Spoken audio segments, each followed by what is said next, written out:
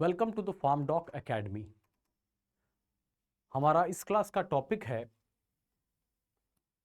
Heart rate calculation in ECG. The topic named is heart rate calculation. Heart rate का calculation कैसे किया जाता है, किसके अंदर? ईसीजी पेपर के अंदर, क्योंकि ये बड़ा इंपॉर्टेंट है। ईसीजी आप जानते हो, आज के टाइम पे अगर कोई भी कार्डियक इवेंट होता है तो सबसे पहला एक तरफ से जो डायग्नोस्टिक टूल हम इस्तेमाल करते हैं, and that diagnostic tool is ECG. ECG करके देखने के बाद हमें काफ़ी कुछ एक आइडियाज लग जाते हैं कि वेदर द पेशेंट या particular individual condition he is in normal और देर इज समथिंग अब नॉर्मल। तो यहां पर जब ईसीजी आप करते हैं तो इसके अंदर बहुत सारे दुनिया भर के चेंजेस आते हैं। अब पहले चेंज के अंदर आता है हार्ट रेट कैलकुलेशन। अब एक तो हार्ट रेट जो होता है, आप जानते हैं the normal heart rate is 60 to 100। वो तो आप पल्स से चेक कर सकते हो या डायरेक्ट कहां से चेक कर सकते हो, हार्ट से। अगर हमारे पास ईसीजी की स्ट्रिप है, कहने का मतलब if we have ECG like this, तो क्या हमारे लिए ये संभव है कि हम इस ईसीजी स्ट्रिप के अंदर हार्ट रेट को कैलकुलेट कर पाए? इस ईसीजी स्ट्रिप के अंदर हार्ट रेट को कैलकुलेट कैसे करते हैं, इसके लिए सबसे पहले हमें समझना होता है ईसीजी पेपर को। अब ईसीजी पेपर से सिंपल सा मीनिंग क्या होता है, इधर देखिएगा। अगर आप if I right ECG paper word, paper आप सब जानते हैं, एक तरह का जैसे नॉर्मल ग्राफ पेपर होता है, उसी तरह का यहां पर पेपर है। अब इस पेपर के ऊपर आप क्या देख रहे हैं? We can see two types of lines. दो तरह की लाइंस हमें दिखाई देती है। ये जो लाइंस दिखाई दे रही है, आप कहेंगे बोला सर ये वर्टिकल लाइन है, और ये कहेंगे आप हॉरिजॉन्टल लाइन है। एक वर्टिकल लाइन है और एक क्या है, हॉरिजॉन्टल लाइन है।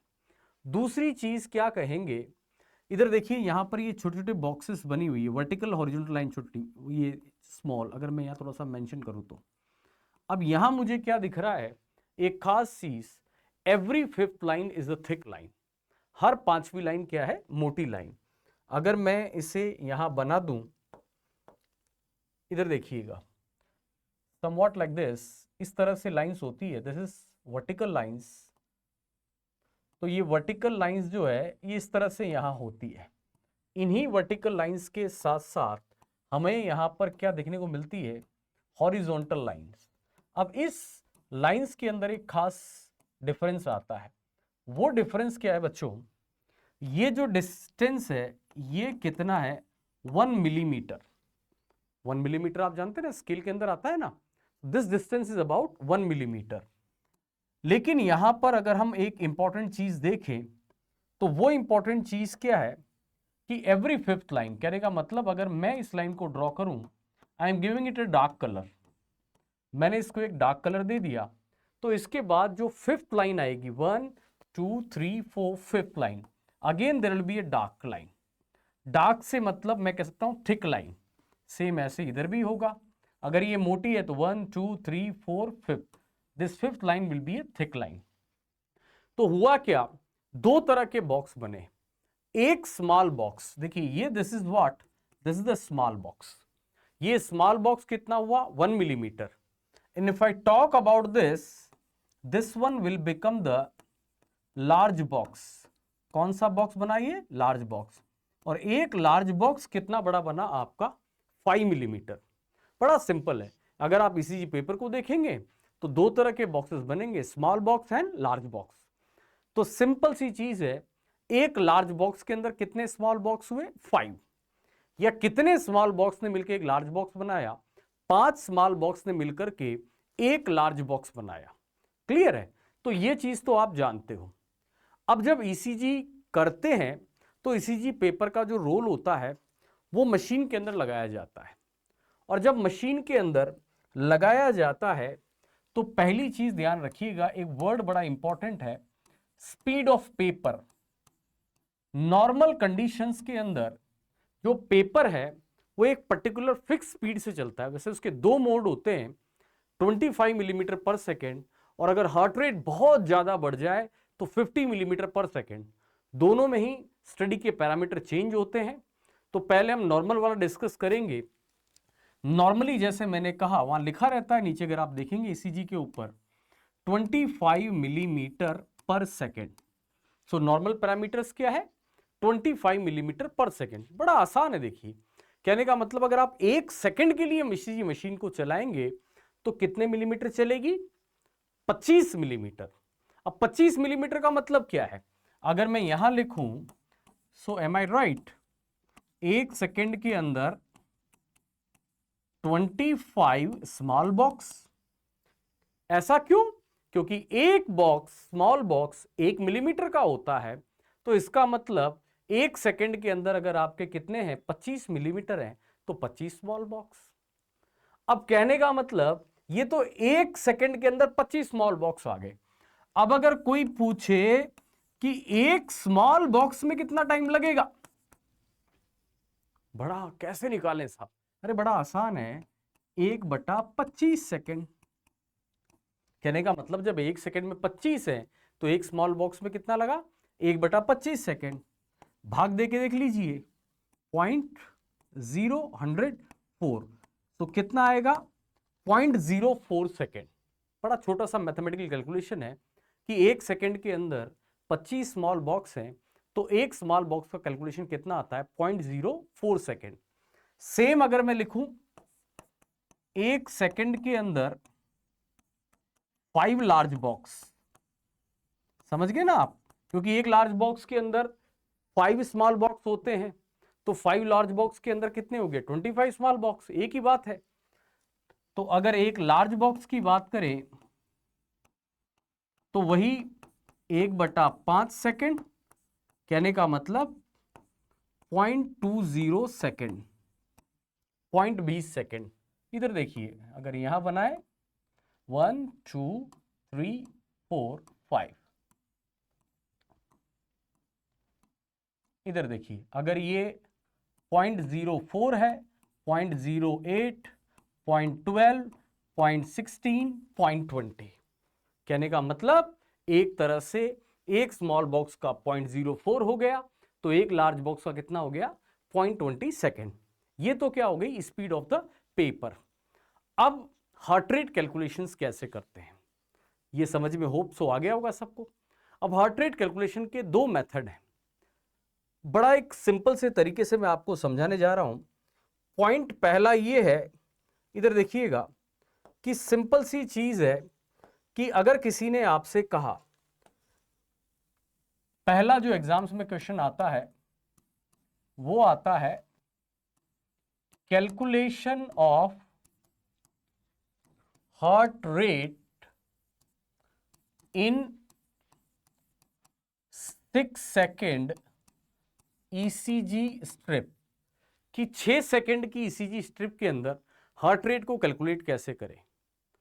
नोटबुक्स के अंदर, गूगल के अंदर आपको फॉर्मूला भी मिल जाएगा। लेकिन प्रॉब्लम क्या होती है, इस फॉर्मूला को हम समझ नहीं पाते कि ये फॉर्मूला आखिरकार ऐसा क्यों दिया गया है। फॉर्मूला क्या है कि सिंपल सी चीज है, heart rate is equal to number of R wave in 6 second strip into 10। कहने का मतलब आप जानते हैं ना, हर एक कार्डियक साइकिल के अंदर एक ही आर वेव आती है। सो इस तरह से इफ इट इज अगर आपके सामने ये एक ईसीजी का मैं स्ट्रिप बना रहा हूं, पट्टी बना रहा हूं, तो यहां पर ये हमसे जो एक तरह से हमें जो समझा रहा है वो क्या आपको कहना चाह रहा है, इधर देखिए।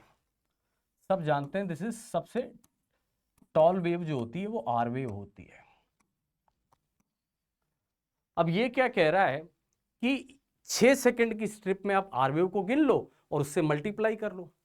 बट ये तो हम जब जवाब दें जब हमें ये समझ में आए कि यार ये 6 सेकंड की स्ट्रिप आखिरकार होती क्या है, और दूसरी चीज को 10 से आप मल्टीप्लाई क्यों कर रहे हो, what is the reason behind multiplying it with the 10।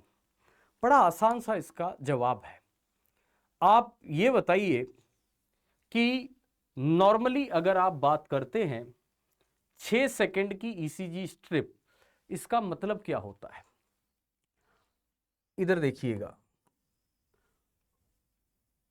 1 second के अंदर, ध्यान से सुनना, पीछे मैंने समझाया था 5 लार्ज बॉक्स है।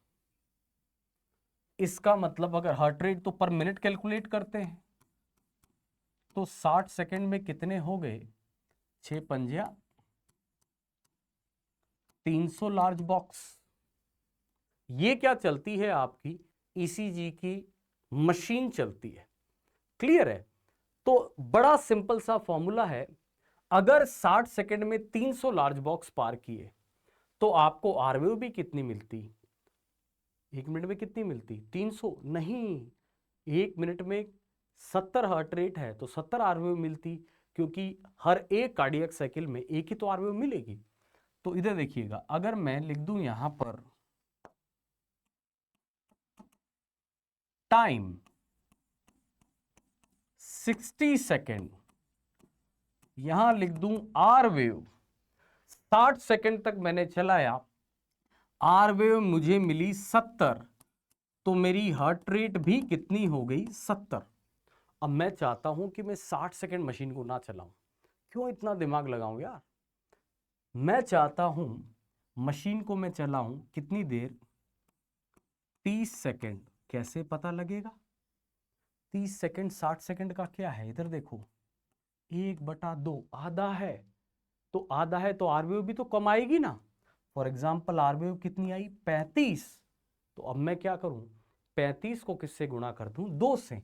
35 दूना कितना? 70। अगर मैंने 20 सेकेंड चलाया, देखिए मेरी पट्टी छोटी तो चली जाएगी, और 20 सेकेंड कितना हो गया? 1/3 है 60 सेकेंड का, और 1/3 है। फॉर एग्जाम्पल अगर मान लीजिए इधर कितनी आ गई? 25 आरवेव आई, तो मेरी हार्ट रेट कितनी होगी? 25 तिया 75। और अगर मैंने कहा 10 सेकेंड चलाया, 10 सेकेंड कितना है? 1/6, मानते हो आप? 1/6, और 1/6 है, और अगर मान लीजिए 10 सेकेंड चलाने के बाद कितनी आई? 12 मिली मुझे आरवेव, तो 12 छंका 72।